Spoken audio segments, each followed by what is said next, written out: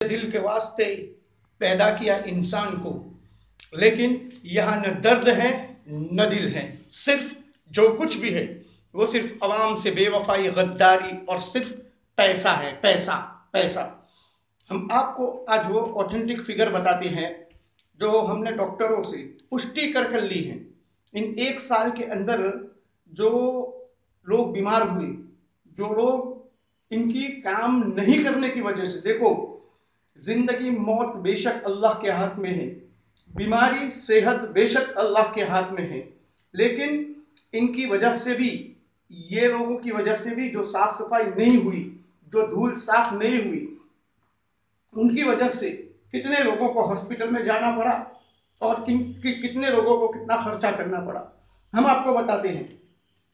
हमने ये सारी फिगर गोधरा के डॉक्टरों से, गोधरा सिविल हॉस्पिटल से पुष्टि कर ली है।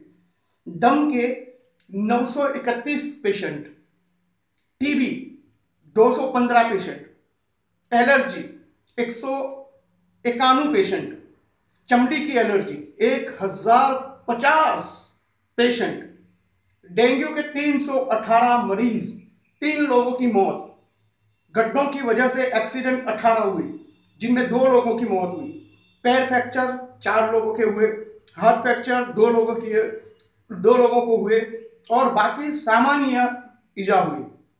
मलेरिया के 1182 पेशेंट, 1182 मरीज, टाइफाइड के 1819, धूल उड़ने की वजह से आंखों की बीमारी में 14 लोगों को हॉस्पिटल के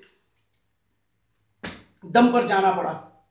दूसरी बात कि इनकी सरकार बनी उसके बाद मुस्लिम समाज को ये धूल उठाने के लिए समाज के चंदे कर वो धूल उठाने का मशीन लाना पड़ा है।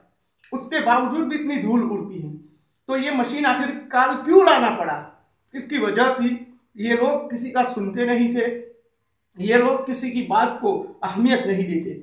आखिरकार अल्लाह उन बिलाल नाटी को जज़ाए खैर अता फरमाए और उनकी नस्लों के अंदर आलिम, हुफ्फाज और मुफ्ती इकराम पैदा करे कि जिन्होंने एक फिक्र की और इस फिक्र को लेकर इन्होंने चंदा कर एक मशीन लाए जो समाज के लोगों के लिए एक धूल कम उड़े उसकी एक झुंबेश उठाई। उन धूल उठाने के लिए समाज ने खुद खर्चा किया और लाखों रुपए का मशीन लाना पड़ा। इन लोगों ने काम नहीं किया, तब ये करना पड़ा। ये इतने सारे लोग मरीज हुए, सफाई नहीं की जिस वजह से मच्छर आए, उन मच्छरों की वजह से डेंगू, टाइफाइड और मलेरिया हो। ये लोग हॉस्पिटल के अंदर गए। ये तो कम डॉक्टरों से हमने पुष्टि किया है। अगर हम पूरे पंचमहाल, पूरे गोधरा के अगर डॉक्टरों को देखें और जो लोग बड़ौदा ट्रीटमेंट के लिए गए, अपनी इलाज कराने के लिए गए, अगर उन लोगों की हम फिगर लेंगे तो ये फिगर कहीं बढ़ जाएगी।